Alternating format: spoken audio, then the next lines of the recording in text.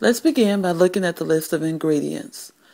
3/4 pounds of sweet or spicy turkey sausage.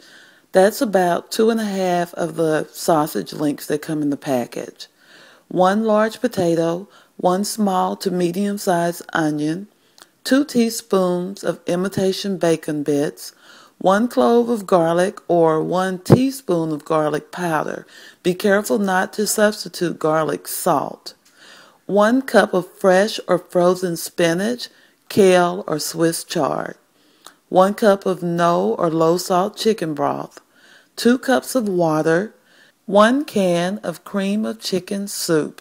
And if you're really trying to cut back on calories and fat, the low-fat version is the best to decrease the amount of calories and salt. On the optional list, salt to taste, and I always say begin with about 1/4 of a teaspoon. You can always add more, but you can't take away if you put too much salt. So try to use the minimal amount of salt possible. Pepper, you can use both black and or red flakes, or you can use either or. If you want just black pepper, you can. You don't have to use pepper, but if you'd like, you can put black pepper or the red flakes, or you can use both. Again, start with the minimal amount because you can always add more pepper, but you can't take it out if you put too much in. And 1 teaspoon of olive oil. This recipe makes about 4 servings. The first thing you want to do is brown your Italian sausage, and you can use the actual pot that you're going to make the soup in. Just put it on your stove top on low to medium heat. You may use about a teaspoon of olive oil just to keep the sausage from sticking to the bottom of the pan if you like.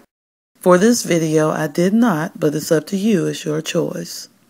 If you have link sausages like the one shown here, you can do a couple different things. You can either slice it up into small pieces, or for me it was just easier to remove the casing and simply put the sausage in the pan and cook it that way.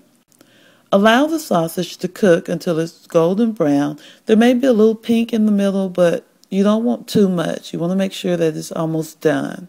While the sausage is cooking, you want to go ahead and peel your onions, potatoes, and fresh garlic if you're using garlic cloves. Go ahead and do that and then set it aside. If you prefer to, you can saute the garlic and onions separately and then add them to the sausage. But I like a little texture to my veggies, so I added them in directly to the soup.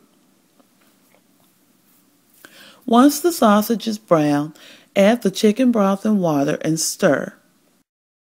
Now add the potatoes, onions, your fresh or powdered garlic, bacon bits, and your pepper. Cover and bring your soup to a boil. Once it begins to boil, you may need to drop the heat a bit, just so that it's slow cooking. It still needs to boil, but you don't want the ingredients to cook too fast. Let the soup boil until the potatoes and onions are tender. You can usually tell the potatoes are tender by breaking them apart with a fork. If they break apart pretty easily, they're probably done.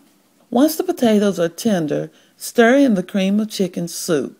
It may be a little lumpy, but that's okay. It'll melt as the soup continues to boil. Let this cook for about a minute or two, and then taste the broth to see if salt is needed. Remember, you can always add more salt, so start with a minimal amount, maybe about 1/4 of a teaspoon, if any salt is needed at all. The last thing you want to do is add your fresh greens, which is your spinach, your Swiss chard, or your kale. Let this cook for about another 5 minutes. You want the greens to be tender but not overdone. And that's it. There's your potato soup. I hope you enjoy.